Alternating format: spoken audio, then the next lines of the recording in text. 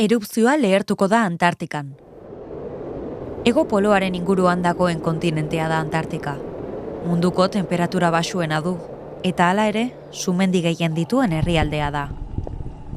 Bataz besteko temperatura zerotik igotzen ez den arren, izotz geru zagaltzen ari da urtez urte. Eta mantu txuriak estaltzen zuena, azaleratzen hasi da. Zer da eskutuan zegoen hori?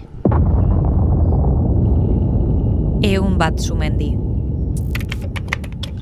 Alikuninek, Browneko Unibertsitateko ikerlariak 4.000 simulazio inguru egin ditu jakiteko zer nolako eragina izango duen izotz geruzaren desegiteak.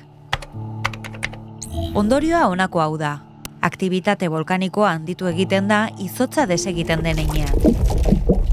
Iragartzen duena gertatuz gero izotz azpiko sumendi erupzioen beroak Antartikako izotz urtzea bizkortu egingo du, eta sorgin gurpilero batean sartuko gara.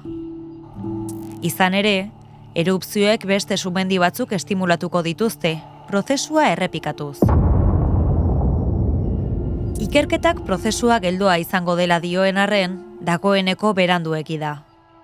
Berotegi efektua duten gasak nabarmen murriztuko bagenitu ere, sumendiak berdin piztuko liratekeelako. Eta orduan,